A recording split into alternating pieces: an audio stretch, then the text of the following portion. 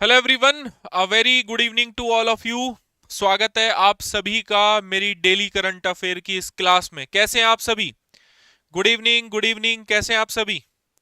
एक बार सारे के सारे बच्चे जो ऑनलाइन हैं वो भी आ जाइए, एंड ऑफलाइन पीपल, स्वागत है आप सभी का मेरी डेली करंट अफेयर की इस क्लास में। सो आज थोड़ा सा चेंज जो है वो आपको दिखाई दे रहा होगा, है ना? थंबनेल में आज हल्का सा जो चेंज है वो आपको दिखाई दे रहा होगा, ठीक है। आई होप अच्छा भी लग रहा होगा, पहले से चीजें चेंज हो गई हैं, ठीक है। Good evening, good evening. जितने भी बच्चे यूट्यूब पे लाइव हैं सभी को गुड इवनिंग।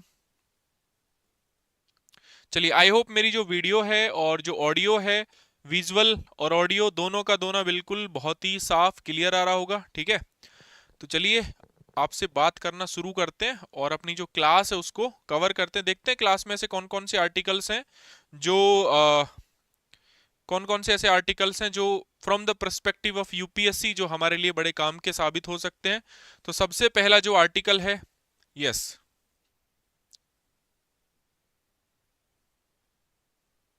भाई नोट में नहीं लगाई क्या पीपीटी आपने?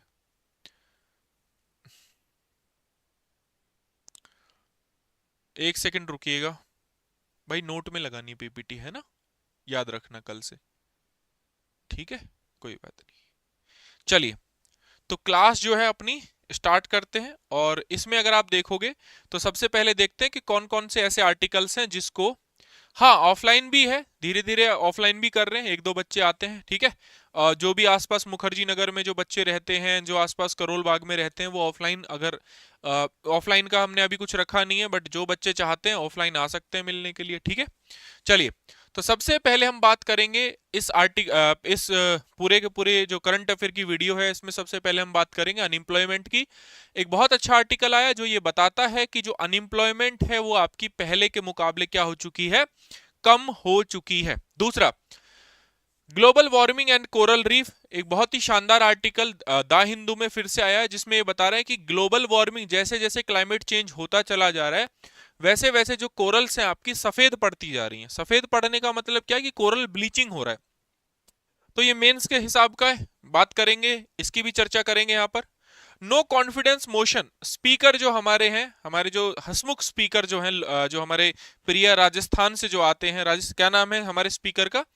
हमारे जो पार्लियामेंट में, लोकसभा में स्पीकर है, उनका नाम क्या है बताओ? यस, ओम बिरला जी, यस। तो ओम बिरला जी के ऊपर नो कॉन्फिडेंस मोशन की बात हो रही है। क्यों हो रही है, क्या दिक्कत है? पॉलिटी से रिलेटेड कर मतलब कनेक्ट कर सकते हैं। यूपीएससी में पीवाई क्यू पूछ सकता है, सॉरी, यूपीएससी में प्रीलिम्स में सवाल पूछ सकता है, आपको इसके लिए रेडी रहना चाहिए।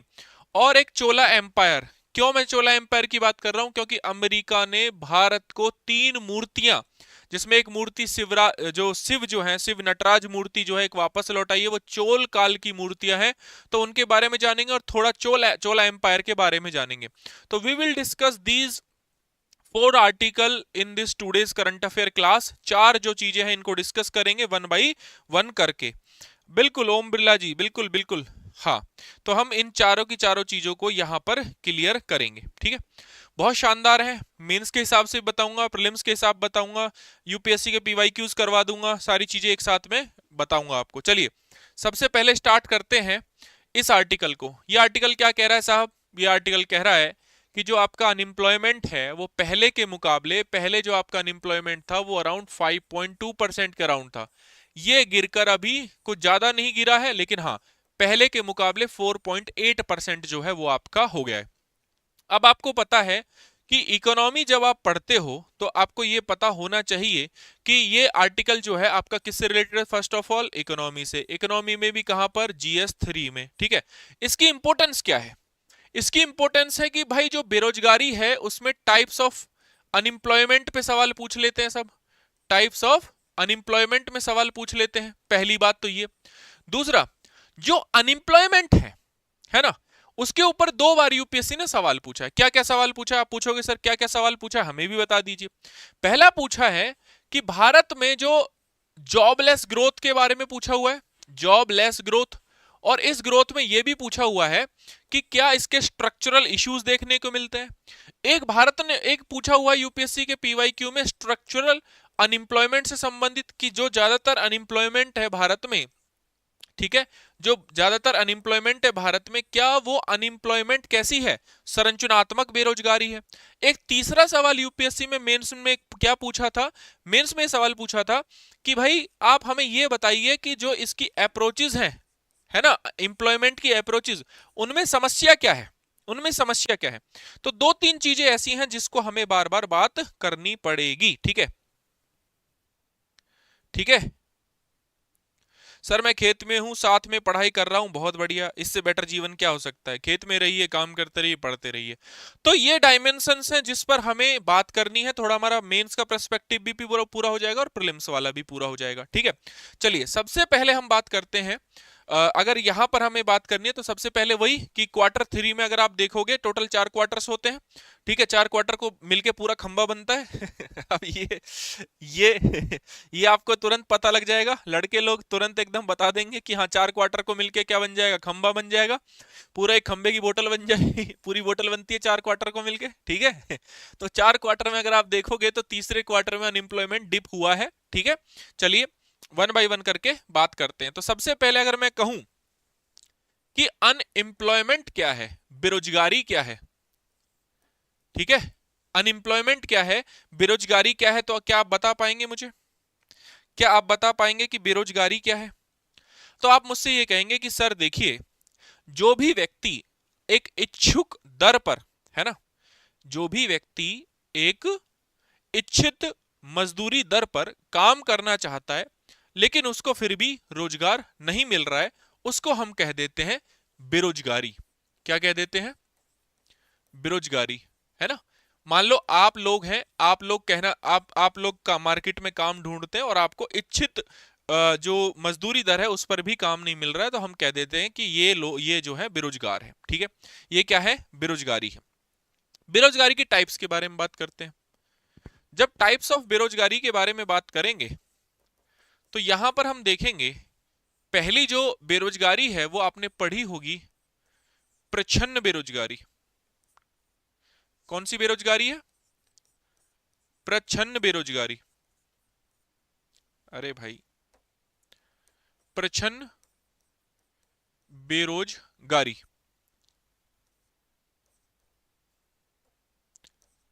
प्रच्छन्न बेरोजगारी, प्रच्छन्न बेरोजगारी को कहते हैं छिपी हुई बेरोजगारी। इस वाली बेरोजगारी में क्या होता है कि मान लो एग्रीकल्चर में लगा हुआ है, जैसे एक लड़के ने अभी बोला कि सर मैं खेत में हूं।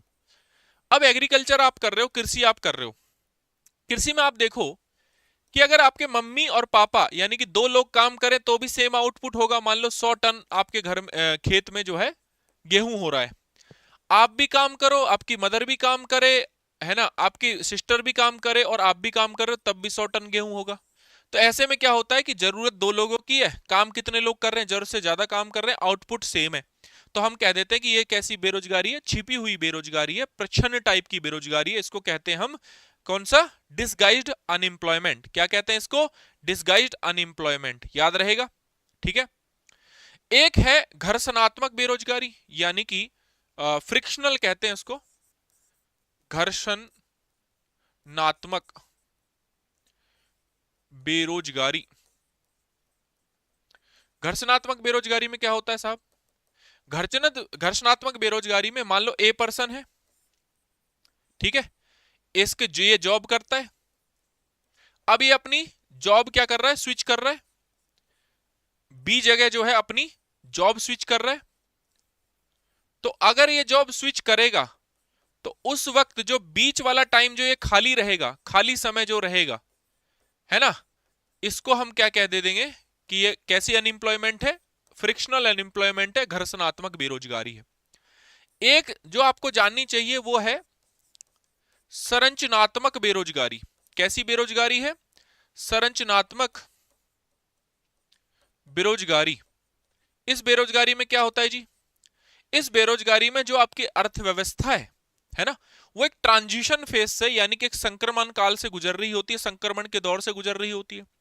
तो यहां पर मतलब मान लीजिए अर्थव्यवस्था पहले पारंपरिक थी और पारंपरिक के बाद अब कैसी? मशीन आधारित हो रही है ना, स्किल चाहिए लोगों को। तो मशीन आधारित हो रही है, तो मतलब चीजें क्या हो रही है, चेंज हो रही है, डिजिटलाइज हो रही है, मशीन आधारित हो रही है।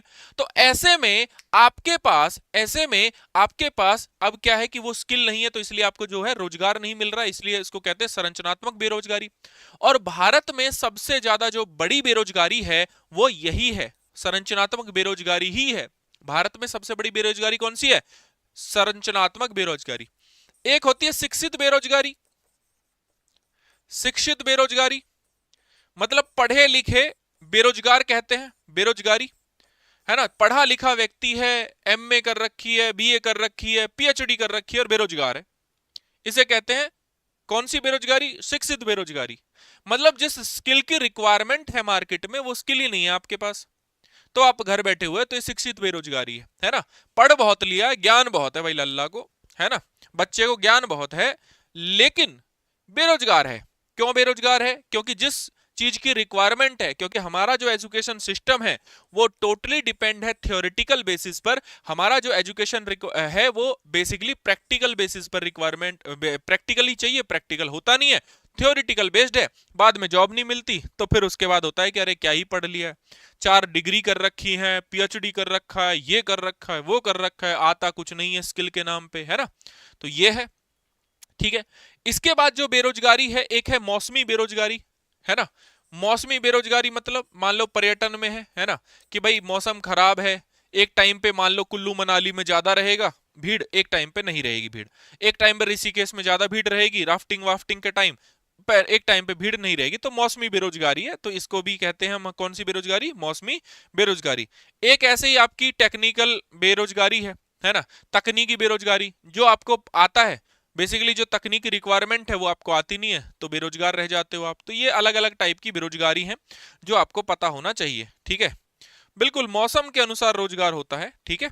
जैसे मौसमों के अनुसार शादी होती है। शादियां कैसे होती हैं?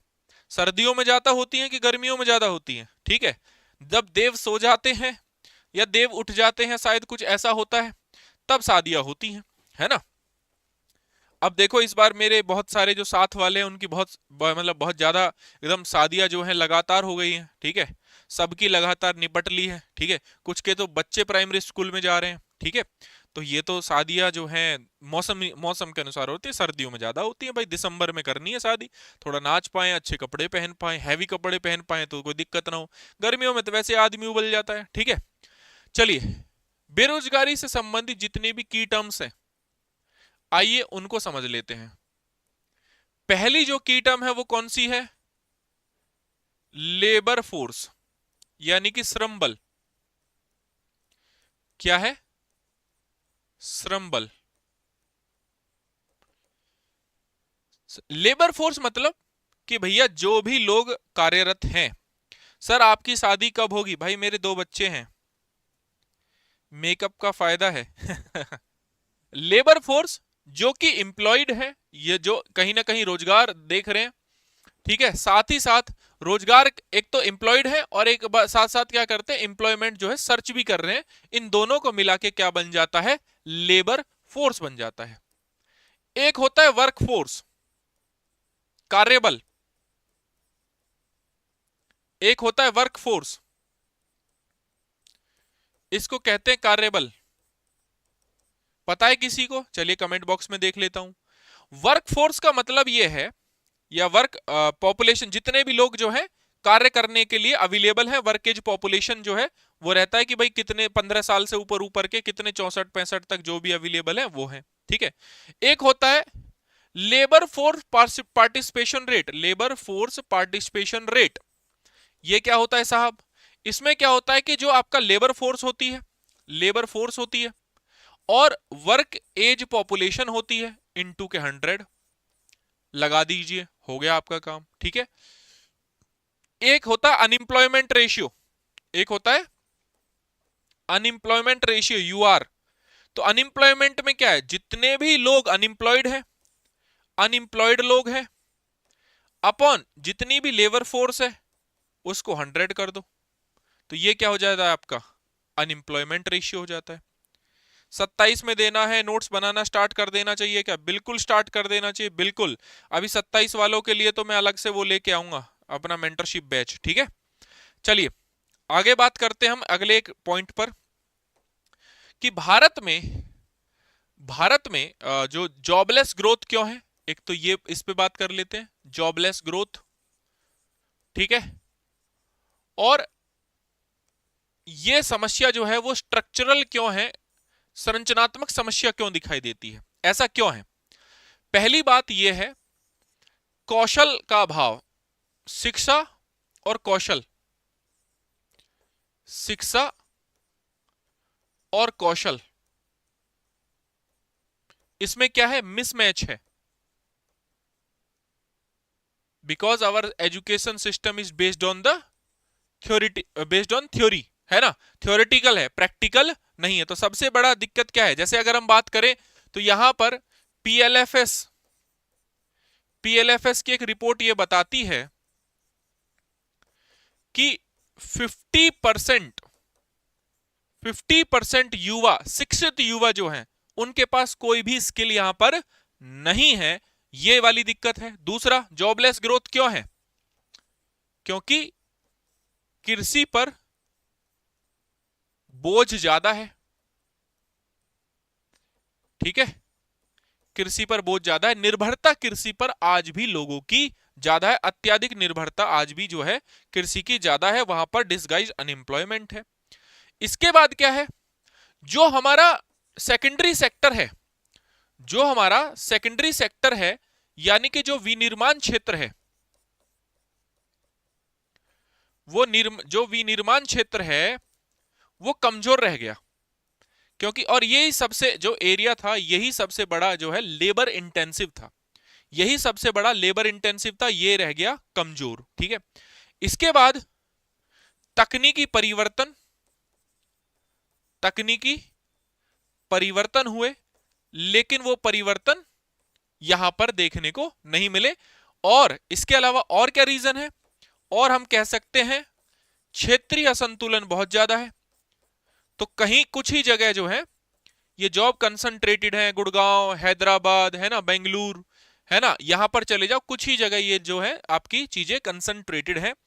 और यहां पर तब हम कह सकते हैं कि ये रोजगार विहीन वृद्धि है, ठीक है, बिल्कुल एग्रीकल्चर, राइट सर, ये बिल्कुल बिल्कुल है ना।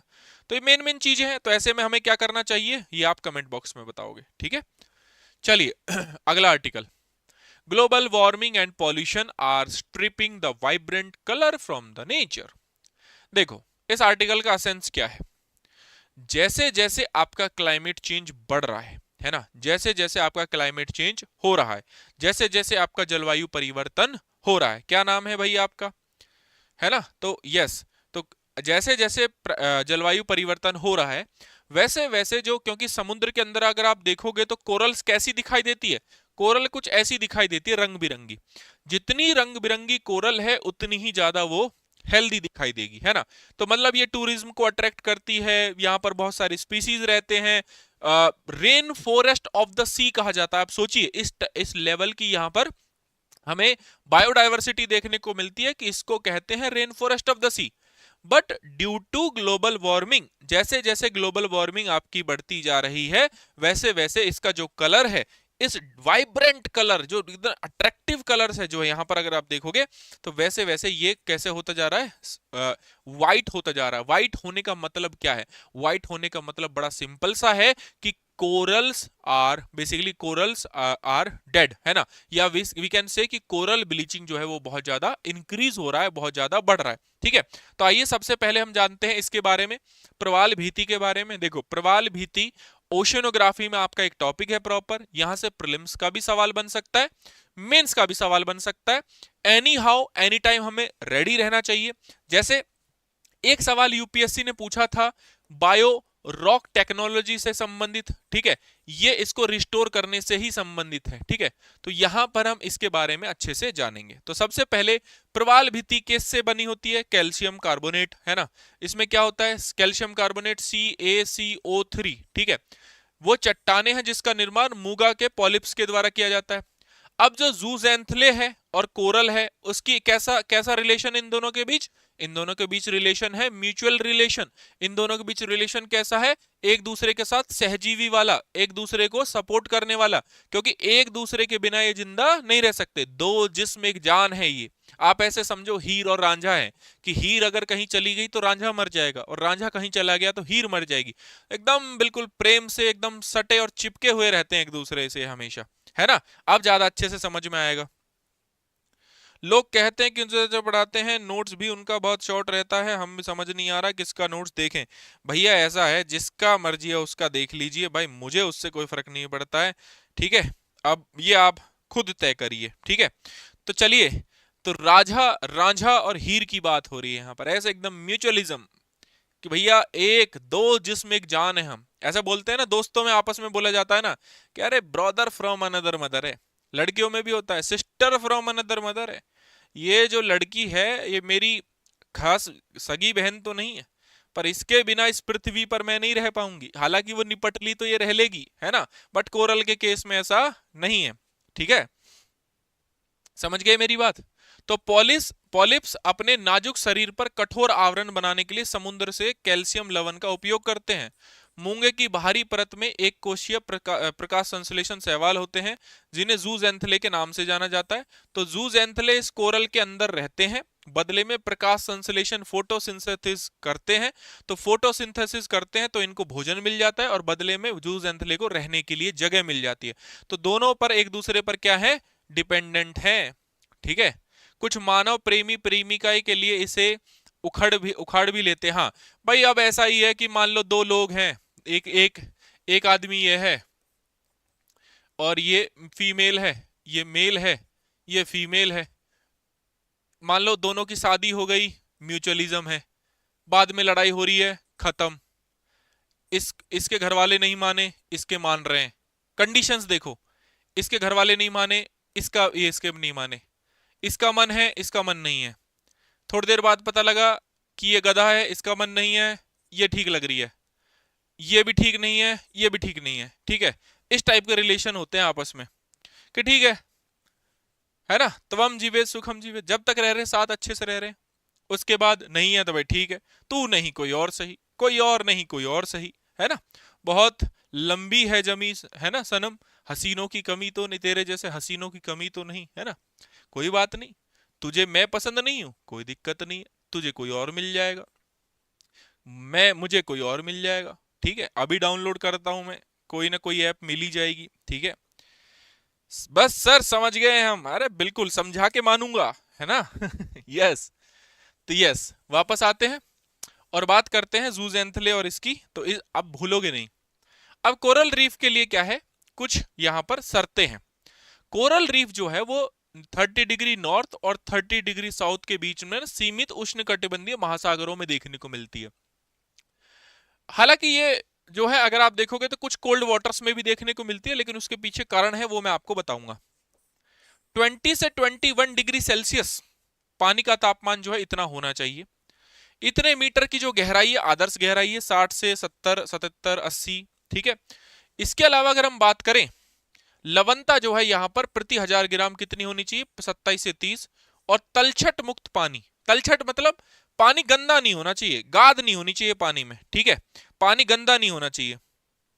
सर ऐसे भी एग्जाम्पल इंक्लूड करने हैं, अरे भाई कर लेंगे, कोई दिक्कत नहीं है, फ्यूचर भाई समझ में आ गया। हाँ हाँ, सब एक लड़का कह रहा है सर आपने ऐसा एग्जाम्पल दिया कि शरीर में पावर आ गया। बेटा तुम्हारी पावर का सोर्स ये है क्या?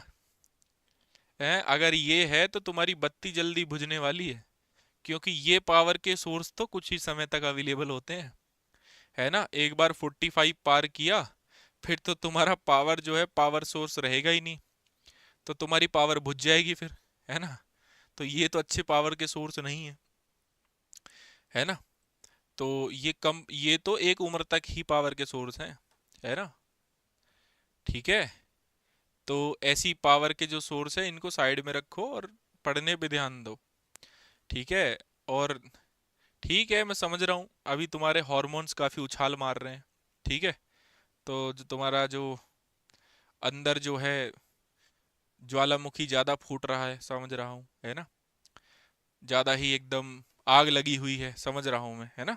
हॉर्मोन्स तुम्हारे ज्यादा उछाल मार रहे हैं, बट ठीक है, सारी नर्व्स सेटल डाउन हो जाएंगी कुछ टाइम बाद, तो ये फिर तो तुम्हारी बत्ती वैसे ही बुझ जानी है, ठीक है। चलिए, खैर, प्रवाल भीतियां, ये सारे कंडीशंस हो गई। तो यहां पर अगर आप देखोगे तो भारत में यहां पर आपको प्रवाल भीति देखने को नहीं मिलेगी। क्यों? क्योंकि यहाँ जो रिवर है वो क्या करती है, डेल्टा बनाती है। रिवर क्या करती है, डेल्टा बनाती है। रिवर डेल्टा बनाती है तो अपने साथ क्या लेके आती है, अवसाद लेके आती है। अवसाद लेके आती है तो इससे क्या होगा, जो कोरल रीफ है उसका जो आप उसका मुख है वो क्या होता है, पूरी तरीके से बंद हो जाता है। इसलिए जहां पर अवसाद ज्यादा है वहां पर कोरल रीफ नहीं बनेगी। जहां पर टेम्परेचर ज्यादा है वहां पर कोरल रीफ नहीं बनेगी। जहां पर पानी, बहुत गहरे पानी में कोरल रीफ नहीं बनेगी। कुछ अलग से देखने को मिल जाएंगी, वो अलग केस है, बट एक नॉर्मल केस की मैं बात कर रहा हूं, ठीक है। ठीक है, ठीक है, ठीक है, बिल्कुल। तो इसलिए यहां पर देखो, बट कोरल रीफ देखोगे तो पूरा लक्षद्वीप में मिलेगी, अंडमान निकोबार में मिलेगी, ठीक है। यहाँ पर बाग बे में मिलेगी, यहाँ पर वेस्ट कोस्ट पे मिलेगी, यहाँ गल्फ ऑफ कच्छ में मिलेगी। तो कहाँ कहाँ मिलनी है ये भी आप ध्यान रखिएगा। ये तीन टाइप की कोरल रीफ है। पहली अगर आप देखोगे तो फ्रिंजिंग।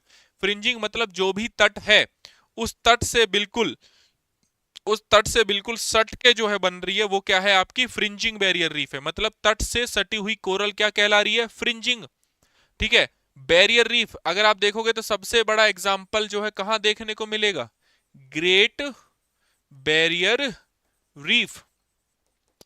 ग्रेट बैरियर रीफ में देखने को मिलेगा। कहां पर है ये, ऑस्ट्रेलिया में, है ना। तो बिल्कुल एकदम ओवरऑल अगर आप देखोगे तो ये, अगर ऑस्ट्रेलिया का एक मैप मैं बना दूं, यहां पर थोड़ा सा अजीब सा बन गया, एक सेकंड,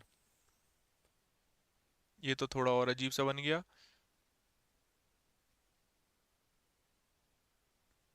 अब थोड़ा ठीक है।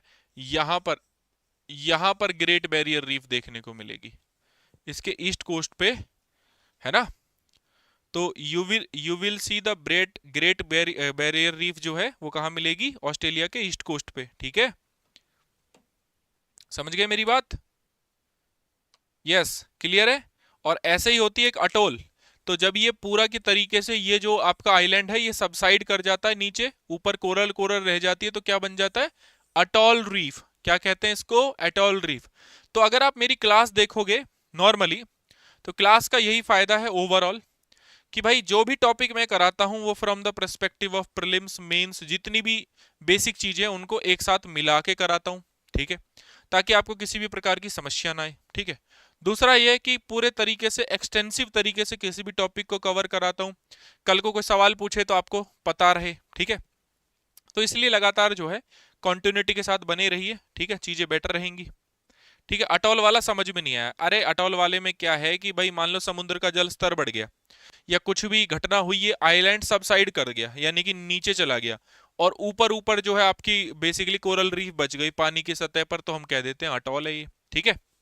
चलिए, महत्व क्या है इसका, 500 मिलियन लोग जो है अपनी आजीविका के लिए, भोजन, आजीविका, अन्य संसाधन, पर्यटन, प्रत्यक्ष या प्रत्यक्ष रूप से मूंगा चट्टानों पर निर्भर है। क्योंकि देखो, शरीर में भी जो आपकी जो हड्डियां होती हैं, या अलग अलग तरीके से देखें तो मेडिसिनली काफी यूज होता है इनका, हड्डियों को रिप्लेस करने के लिए बड़ा यूज होता है इनका। प्रवाल भित्ति तटरेखा की रक्षा करती है, बाढ़ को कम करती है। पर्यटन में अगर आप अंडमान निकोबार जाओगे, जैसे मैं अभी दमन एंड द्वीप घूम के आया, मैं जैसे द्वारकाधीश घूम के आया, तो वहां पर अगर आपका क्या है, बेसिकली एक एडवेंचर होता है ना, पानी स्पोर्ट्स एडवेंचर, मतलब पानी का एडवेंचर होता है। इसमें क्या कहते हैं इसको, स्कूबा डाइविंग कहते हैं। स्कूबा डाइविंग के थ्रू आपको नीचे लेके जाया जाता है, और कोरल रीफ और ये सबके दर्शन मतलब बढ़िया से एकदम दिखाया जाता है। तो मजेदार, अंडमान जा सकते हो, लक्षद्वीप जा सकते हो। समुद्र की लगभग 25% मछलियां स्वस्थ मूंगे की चट्टानों पर निर्भर है। अगर मूंगे मर रहे हैं, इसका मतलब समुद्र की जो हेल्थ है वो पूरी तरीके से खराब हो रही है। ये बात आपको याद रखनी है। क्लियर है सर? सर मैं ऐसा क्यों लगता है कि मैं पीछे हूं, संदीप ऐसा पूछ रहे हैं मुझसे। भाई कोई किसी से पीछे नहीं होता, इट टोटली डिपेंड कि कौन कितना रिवीजन कर रहा है। समय लगता है, आपने शायद तैयारी अभी शुरू की होगी तो इसलिए लगता है सब आगे हैं, बट हाँ एक्सटेंसिव तरीके से आप सीख जाओगे सारी चीजें। देखो, कोरल रीफ नॉर्मली कहा जाता है आपसे कि भाई ट्रॉपिकल वाटर्स में देखने को मिल रही है यहां पर, है ना। लेकिन कुछ कोरल रीफ जो है यहाँ पर देखो, यहाँ पर भी देखने को मिल रही है, यहाँ पर इन एरियाज में भी देखने को मिल रही है। क्यों है ऐसा? क्योंकि अगर आपने गल्फ स्ट्रीम के बारे में सुना हो, यहां से लेब्राडोर आती है, तो इसके बारे में यहाँ पर जो है नॉर्वियन करंट है, नॉर्वियन करंट। और ये कैसी करंट है? हॉट करंट है। तो यहाँ पर कोरल रीफ के लिए अगर आप देखोगे तो आपका एक आदर्श दशा है उसको क्रिएट कर देती है, इसलिए यहाँ पर भी मिलती है। तो कोल्ड वाटर में भी मिलती है, हॉट वाटर में भी मिलती है, सामान्यतः ट्रॉपिकल एरियाज में ज्यादा मिलती है, ये याद रखना है, ठीक है। जहां पर ज्यादा बेसिकली रिवर ड्रेन हो रही है वहां पर नहीं मिलेगी, क्योंकि वहां पर बहुत ज्यादा अवसाद होते हैं, और उस अवसाद से कोरल जो है, मूंगा जो है, उसका चेहरा जो है वो पूरी तरीके से उसमें मिट्टी भर जाती है और वो मर जाता है। ग्रेट बैरियर रीफ यहां पर है, पूरे तरीके से फेमस है ऑस्ट्रेलिया में, है ना। चलिए, इसके बाद कोरल ब्लीचिंग क्या होती है? कोरल ब्लीचिंग कुछ नहीं बस एक घटना है कोरल से संबंधित, जिसमें कोरल जो है वो क्या हो जाता है? मर जाता है। मर नहीं जाता, प्रॉपर धीरे धीरे धीरे धीरे मरता है ना। कोरल ब्लीचिंग का मतलब कि कोरल पूरे तरीके से, जो रंग बिरंगी कोरल है जो मैंने पहले दिखाई थी आपको, अब वो कोरल क्या होगी? कोरल क्या होगी? पूरे तरीके से सफेद हो जाएगी। कोरल क्या होगी? पूरे तरीके से सफेद हो जाएगी और मर जाएगी। पूरे तरीके से सफेद हो जाएगी और क्या हो जाएगी? मर जाएगी। तो हम इसे कहेंगे कोरल ब्लीचिंग। तो कोरल ब्लीचिंग में क्या है? कोरल पूरी तरीके से जो रंग बिरंगी थी वो सफेद हो गई, और हमें ये सिम्टम पता लग गया कि भाई कोरल पूरी तरीके से मर चुकी है। कारण क्या होगा? कारण क्या होगा? ग्लोबल वार्मिंग, टेम्परेचर बढ़ रहा है, ठीक है, टेम्परेचर बढ़ रहा है, अवसाद आ सकते हैं, कुछ और चीज हो सकती है। तो ओवरऑल सबसे बड़ा जो इश्यू है वो ग्लोबल वार्मिंग है, ठीक है। तो ग्लोबल वार्मिंग से क्या हो रहा है? जैसे अब इसमें कोरल ब्लीचिंग में अगर आप देखोगे तो मास एक्सटिंक्शंस देखने को मिल रहे हैं, मतलब जो हमारी जैव विविधता है वो लगातार खत्म होती जा रही है। तो मास एक्सटिंक्शन हमें देखने को मिल रहे हैं। दूसरा मास एक्सटिंक्शन हुआ है, मतलब बड़े स्तर पर जो है जैव विविधता खत्म हुई, ठीक है, बड़े स्तर पर जैव विविधता प्रभावित हुई, तो ऐसा कहते हैं इसको, है ना। तो महासागर में तापमान बढ़ रहा है, तो आईपीसीसी की रिपोर्ट ये कहती है कि 1.5 डिग्री के भीतर समुद्र चेतावनी दी गई, दुनिया अगले 2 दशकों में 1.5 डिग्री के स्तर तक पहुंचने के लिए तैयार है। तो तैयार है, तो इससे वाटर लेवल बढ़ेगा, पानी गर्म होगा, पानी गर्म होगा, कोरल रीफ मरेंगी, और कोरल रीफ मरी तो आप ये समझ रहे हो कि ओशन की जो हेल्थ है वो पूरी तरीके से खराब हो जाएगी, ठीक है। इसके बाद महासागरों का अम्लीकरण हो रहा है यहां पर अगर आप देखोगे तो। क्यों? क्योंकि CO2 का उत्पादन बहुत ज्यादा हो रहा है, और आप सभी को पता है कि CO2 का बहुत बड़ा सबसे ज्यादा सोखता कौन है? जो है ये ओशन जो है वो CO2 को बहुत सोखता है। इसकी वजह से कार्बन की सांद्रता उसमें बढ़ती जा रही है, और ये सांद्रता बढ़ने की वजह से महासागरों का पानी कैसा हो रहा है? अम्लीकरण हो रहा है। इसलिए अगर आप देखोगे तो कोरल रीफ की डेथ हो रही है, ठीक है। चलिए, इसके बाद समुद्र में प्रदूषण बढ़ रहा है, मतलब अगर देखोगे तो 46,000 टुकड़े जो है प्लास्टिक के प्रत्येक वर्ग किलोमीटर पर तैर रहे हैं। पैसिफिक गार्बेज पैच का अगर गूगल कर लिया ना, पैसिफिक गार्बेज पैच को, तो आपको पता लगेगा कि यहां से और कई मील तक जो है कचरा ही कचरा, कचरा ही कचरा समुद्र में देखने को मिल रहा है। तो ऐसे में जो सनलाइट चाहिए इनको, जो सैलिनिटी की रिक्वायरमेंट है इनको, कैसे ये किसी भी टाइप से यहाँ पर आपका कोरल बच पाएगी? तो ये सारे रीजन है कोरल को मारने के लिए, कोरल को ब्लीच करने के लिए। तो ऐसे में इन्होंने क्या किया है?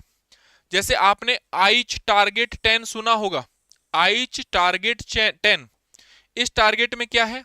मूंगा चट्टान, जलवायु परिवर्तन, समुद्र के अम्लीकरण से प्रभावित अन्य नाजुक वातावरण पर दबाव कम करने पर यह केंद्रित है, टारगेट 10। दूसरा, global coral reef monitoring network, ये इंटरनेशनल कोरल रीफ इनिशिएटिव है जो कि दुनिया भर में कोरल रीफ की स्थिति पर रिपोर्ट देता है। वन्यजीव संरक्षण 1972 की अनुसूची 1 में मूंगे शामिल हैं। बायोरॉक टेक्नोलॉजी, ये यूपीएससी ने PYQ पूछा था इस पर प्रीलिम्स में, ठीक है। कब पूछा था? प्रीलिम्स में, ठीक है, याद रखिएगा। बायोरॉक टेक्नोलॉजी गुजरात में इसको चलाया गया, ठीक है, गुजरात में इसको चलाया गया, और या स्पेशली वेस्ट कोस्ट पे इसको चलाया गया, और इसमें रिस्टोर किया मानवीय तौर तरीकों से, तकनीक का इस्तेमाल करके, किसको? कोरल को रिस्टोर किया, ठीक है। 1986 का पर्यावरण संरक्षण अधिनियम केंद्र सरकार को समुद्री पर्यावरण की सुरक्षा, संरक्षण के साथ साथ समुद्री प्रदूषण को रोकने और प्रतिबंधित करने का एकमात्र अधिकार भी देता है। तो ये संरक्षण के उपाय भी किए हैं। तो सारा कंटेंट आपको एक जगह मिला, ठीक है। ज्योति कह रही है कि सर PDF का करंट अफेयर का PDF भाई आपको मेरे टेलीग्राम चैनल पर इसको PDF जो है मिल जाएगा। टेलीग्राम चैनल पर मैं डाल देता हूं क्लास खत्म होने के तुरंत बाद, शायद कल का नहीं डाला है, ठीक है, क्योंकि सेव ही नहीं हुआ था। चलिए, हो गया जी। ये क्वेश्चन सॉल्व करो घर से, क्वेश्चन लिखो, है ना, लिखना है क्वेश्चन ये। अगला सवाल बहुत शानदार है, द हिंदू इंडियन एक्सप्रेस के फ्रंट पेज पर है। No confidence motion against speaker, जो क्योंकि ओम बिरला साहब जो हैं वो स्पीकर हैं और स्पीकर में लोकसभा के स्पीकर हैं, तो इनको निष्पक्ष होना चाहिए। तो यहां पर विपक्ष का ये कहना है कि ये सरकार के पक्ष में ज्यादा बोलते हैं।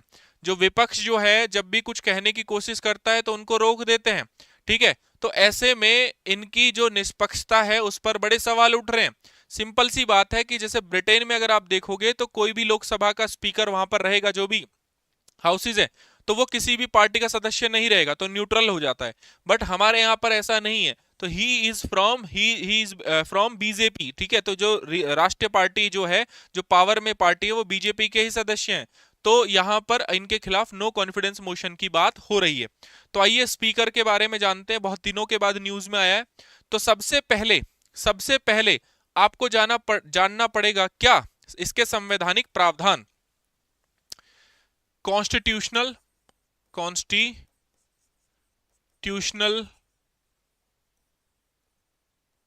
प्रोविजंस, ठीक है, कॉन्स्टिट्यूशनल प्रोविजंस, ठीक है। पहला आर्टिकल 94, आर्टिकल 94। तो इसमें क्या है कि जो लोकसभा अध्यक्ष है, लोकसभा अध्यक्ष क्या क्या कर सकता है कि भाई सदस्य न होने पर पद समाप्त हो जाता है। मान लो लोकसभा का सदस्य ही ना रहे, पहली कंडीशन, लोकसभा का सदस्य न होने पर पद समाप्त, पद जो है वो पूरी तरीके से समाप्त हो जाएगा लोकसभा का सदस्य ना होने पर, ठीक है। डिस्क्रिप्शन में है बिल्कुल। अगर वो लिखित त्याग पत्र दे दे, लिखित त्याग पत्र दे दे, किसको देगा अपना त्याग पत्र,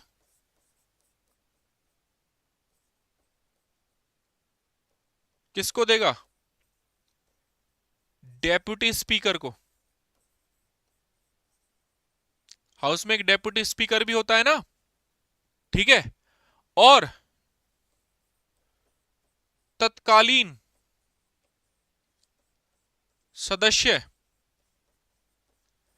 बहुमत से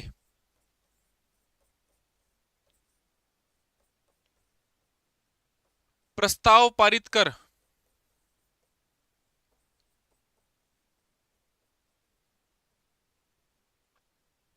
हटा सकते हैं, स्पीकर को हटा सकते। कैसी मेजॉरिटी चाहिए, इफेक्टिव मेजॉरिटी। कैसी मेजॉरिटी चाहिए, इफेक्टिव मेजॉरिटी। कैसी मेजॉरिटी चाहिए, इफेक्टिव मेजॉरिटी, ठीक है, याद रहेगा, इफेक्टिव मेजॉरिटी चाहिए, ठीक है। समझ गए मेरी बात, इफेक्टिव मेजॉरिटी होनी चाहिए, ठीक है। तो ये है तरीके। अब इनको हटाने का प्रोसेस ये है, आर्टिकल 94 लोकसभा के अध्यक्ष को हटाने की बात करता है, ठीक है, क्या आधार है उसके, ठीक है। अब जानते हैं प्रोसेस क्या है। प्रोसेस आर्टिकल में सारी चीजें दी हुई हैं, ठीक है। पहला पहला स्टेप 1 ऐसे लिख लो, स्टेप 1। सबसे पहले क्या होता है, 14 दिन की लिखित सूचना। पूर्व में 14 दिन की लिखित सूचना दो भाई, पहले प्रायर इंफॉर्मेशन दो, ठीक है। किसको दो, सचिव जनरल को, ठीक है। किसको देनी है, लोकसभा के सचिव जनरल को, लोकसभा के सचिव जनरल को पहले 14 दिन का नोटिस दे दो, ठीक है। स्टेप 2, इसके लिए कितने समर्थन कितना चाहिए, समर्थन कितने चाहिए? तो समर्थन चाहिए 50 मेंबर्स का प्रस्ताव के लिए, 50 मेंबर्स। जैसे 50 और 100 होता था किसके केस में, वैसे हम जजेस के रिमूव करने की बात करते थे। ठीक है, तो ये याद रखना है रूल 201 के तहत। ठीक है, इसके बाद स्टेप 3, अगर अनुमति मिली, सारी चीजें सही रही, तो जो प्रस्ताव लाया गया है उस प्रस्ताव में यदि अनुमति मिलती है तो प्रस्ताव सूची में शामिल होता है। फिर होती है चर्चा, एक निधि निर्धारित कर चर्चा, एक पर्टिकुलर डेट पर चर्चा की जाती है, एक पर्टिकुलर डेट पर चर्चा की जाती है। अब इसके कुछ रूल्स हैं, वो भी याद रख लो, काम आएंगे। रूल्स क्या है कि जब भी अध्यक्ष को हटाने का प्रस्ताव संज्ञान में होगा तो स्पीकर अध्यक्षता नहीं करेगा, है ना। स्पीकर, वाइल दिस, स्पीकर अध्यक्षता नहीं करेगा, स्पीकर जो है वो अध्यक्षता नहीं करेगा। पहला पॉइंट तो ये है। दूसरा पॉइंट ये है, अध्यक्षता उस वक्त कौन करेगा, डेप्यूटी स्पीकर करेंगे। दूसरा पॉइंट ये है भाई, चर्चा में ये भाग ले सकते हैं, भाग ले सकते हैं। बड़ी बात है, वोट कर सकते हैं। याद रखना, बहुत सारे लोग इस ऑप्शन को गलत कर देंगे, अगर पूछ लिया तो वोट कर सकते हैं, ठीक है। परंतु जब स्थिति बराबर की हो, बराबर की स्थिति में जो कास्टिंग वोट है, वोट नहीं, पहले कर सकते थे, निर्णायक वोट होता था पहले, लेकिन बराबर की स्थिति में अब वोट नहीं कर सकते हैं। इसका ब्लर हो रहा है भाई बार बार। तो याद रखिएगा, बराबर की स्थिति में वोट नहीं कर सकते हैं, ठीक है, याद रहेगा। मतदान का अधिकार है, बराबर की स्थिति में कास्टिंग वोट नहीं, चर्चा में भाग लेने का अधिकार है। तो ऐसे किन किन के खिलाफ हुआ है, जीवी मालवंकर साहब 1954, ये हुआ है। हुकुम सिंह जो है 1966, 87 में बलराम जाखड़। लेकिन अभी तक प्रस्ताव 3 के अच्छा ये भी लिख लो, क्या पता प्रीलिम्स में पूछे, अब तक लिख लो, प्रीलिम्स में पूछ ले क्या पता। 3 लोगों के खिलाफ, इसको मिला देते हैं तो एक और कर दो, 4 लोगों के खिलाफ, इनको मिला देते हैं, है ना, के खिलाफ अविश्वास प्रस्ताव लाया गया है। 4 लोगों के खिलाफ क्या लाया गया है, अविश्वास प्रस्ताव। कौन कौन हो गए, एक तो बिरला जी हो जाएंगे, एक आपके जीवी मालवंकर साहब हो जाएंगे, एक आपके हेगड़े साहब सॉरी हुकुम सिंह हो जाएंगे, और बलराम जाखड़ हो जाएंगे। लेकिन आज तक किसी भी व्यक्ति को, किसी भी स्पीकर को जो है इसके माध्यम से हटाया नहीं गया है, अविश्वास प्रस्ताव के माध्यम से नहीं हटाया गया है, ये याद रखना, ठीक है। क्लियर है जी, याद रहेगा क्या साहब, याद रहेगा सबको, कमेंट बताइए। क्लियर रहेगा सबको, अच्छे से समझ में आएगा। चलो ठीक है, बात करते हैं अगले आर्टिकल की। यह जो आर्टिकल है ये बताता है कि जो अमेरिका है उसने 3 मूर्तियां जो हैं वो वापस की हैं भारत की, जो कि पहले जो है यहां से लेके गई। सबसे बड़ी फेमस मूर्ति नटराज की, ये शिव की मूर्ति है। ये 3 मूर्तियां हैं जो कि दो इसमें से चोल काल की हैं, 2 इसमें से क्या है, चोल काल की हैं। तो भाई हमें इन मूर्तियों के बारे में बाद में जानेंगे, लेकिन आज आपको इसके बारे में मैं बहुत अच्छे से बता दूंगा। तो हेडिंग डाल लीजिए, हेडिंग डाल लीजिए शानदार तरीके से। समझ में आया स्पीकर, स्पीकर में किसी को कोई डाउट है पहले बता दीजिए, तब मैं इसको आर्टिकल को शुरू करूंगा। हेडिंग डाल लो, इसके बारे में बहुत कुछ बताने वाला हूं।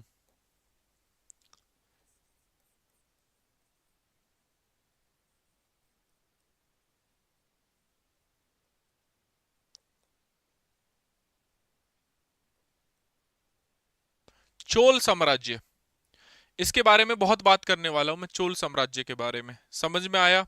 समझ गए सर? कोई डाउट नहीं है? बिल्कुल।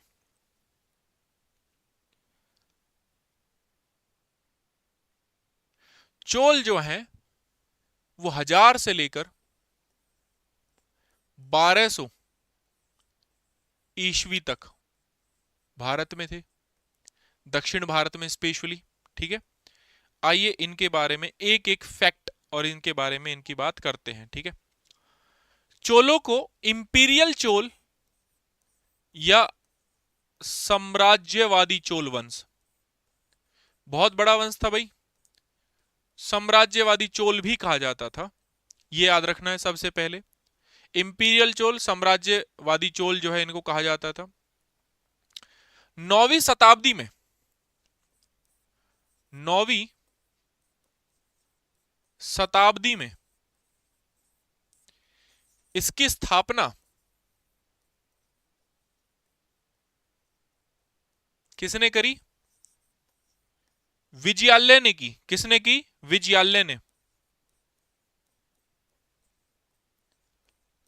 विजयालय चोल ने जो है इसकी स्थापना करी, लेकिन अपनी चरम सीमा पर यह पहुंचा राजराज प्रथम, राजराज प्रथम और राजेंद्र प्रथम के काल में। राजराज प्रथम और राजेंद्र प्रथम के काल में यह अपनी सीमा पर पहुंचा। विजयालय ने जब पल्लवों को पराजित किया तो इन्होंने अपनी राजधानी, यहां पर लिख लो, विजयालय ने अपनी राजधानी बनाई क्या? आज के तमिलनाडु में तंजावुर।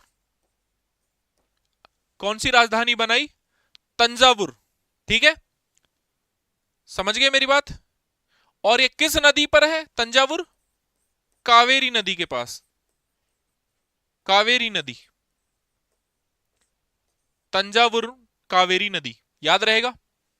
याद रहेगा? मैं आपके कमेंट भी देखता जा रहा हूं साथ साथ, धीरे धीरे एक एक चीज समझाऊंगा। ठीक है, इसके बाद जो फेमस राजा हुए 1985 से 1014 के बीच, सॉरी 985 से 1014 के बीच जो फेमस राजा हुए उनका नाम था राज प्रथम, जिनके शासन काल में चोल अपने चरम पर चला जाता है। राजा प्रथम। ठीक है, 1985 से लेकर 1014 तक। ठीक है, इन्होंने उलकालंद पेरुमाल की उपाधि धारण की। इन्होंने क्या नाम था? उलकालंद पेरुमल की उपाधि धारण की।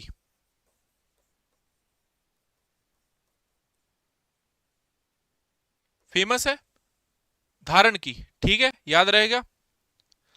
इन्होंने मालदीव द्वीपों को भी अपने साम्राज्य में मिला लिया था, श्रीलंका सिलोन पर आक्रमण करके। ठीक है, याद रखना तंजावुर में स्थित बृहदेश्वर मंदिर, बृहदेश्वर मंदिर, जो बृहदेश्वर मंदिर है,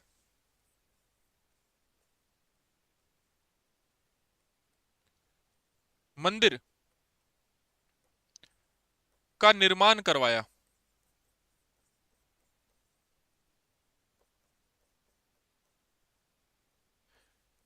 मालदीव, सिलोन यानी कि आज का श्रीलंका, आज का श्रीलंका, इसको अपने राज्य में मिला लिया।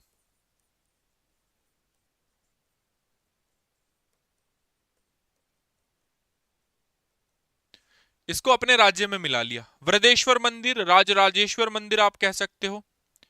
ठीक है, ये याद रहेगा। फिर एक व्यक्ति आए 1014 से 1044, 1014 से 1044, और इनका नाम था राजेंद्र प्रथम। राजेंद्र प्रथम, ये बड़े फेमस हुए भाई। राजेंद्र प्रथम और ज्यादा फेमस हुए। राजेंद्र प्रथम जो है ये इनकी खास बात यह है कि जो महमूद गजनवी है, महमूद गजनवी जो है, गौरी गजनवी याद होगा, इसके समकालीन है। मतलब इस वक्त वो भी था और ये भी थे, दोनों थे, इनके समकालीन हैं ये। ठीक है। इन्होंने मलय प्रायद्वीप, श्रीलंका के दक्षिण भागों को सबको अपने साथ मिला लिया। ठीक है। इन्होंने पाल वंश के महिपाल प्रथम को हराया। महिपाल प्रथम कौन सा वंश था? पाल वंश का, को हराया। और कौन सी उपाधि धारण की? गंगई, गंगे कोड चोल, है ना, गंगे कोंड चोल नामक जो उपाधि है, इस उपाधि को इन्होंने क्या करा? धारण किया। इस उपाधि को उन्होंने क्या किया? धारण किया। ठीक है। इस उपाधि को क्या किया? धारण किया। याद रहेगा। ठीक है, क्लियर है। अब बात आते हैं इनके कीवर्ड्स की, जो कि आपको समझने चाहिए, जहां से सवाल पूछ लेगा। जैसे अगर आप देखोगे तो यह है पूरा चोला एम्पायर, देखो कहां से कहां तक फैला हुआ है। यहां से एक बेसिक है ये, और देखो व्यापार इसका कहां कहां तक इन्फ्लुएंस है, ये देख लो, है ना। अब इसमें कीवर्ड्स लिख लो, जितने भी कीवर्ड्स हैं वो आपसे पूछ लेगा। जो पहला कीवर्ड मुझे आपको बताना है वो है उडन कुटम। उडन कुट्टम, उडन कुटम, इसका मतलब राजा के निकटतम सहयोगी और दरबार के तत्काल सहायक। राजा के निकटतम सहयोगी, दरबारी सहायक। राजा के सबसे निकटतम सहयोगी कौन है? उडन कुट्टम। क्या कहेंगे? उडन कुट्टम। ठीक है। पेरुदनम, पेरुंदनम, पेरुंदनम,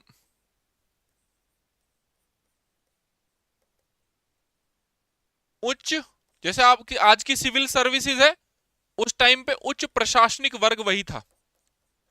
उस वक्त के आईएएस लगा लो, उस वक्त के आईएएस, आईपीएस, आईएफएस कौन थे? पेरुंदनम।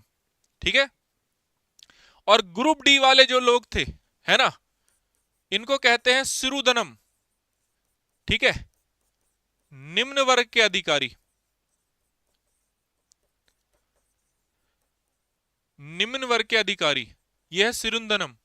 तो ग्रुप डी है, ये ग्रुप डी वाले हैं, ये ग्रुप सी वाले हैं, ग्रुप डी वाले हैं, ये आज के आईएएस, आईपीएस, उस टाइम के आईआरएस, ये थे।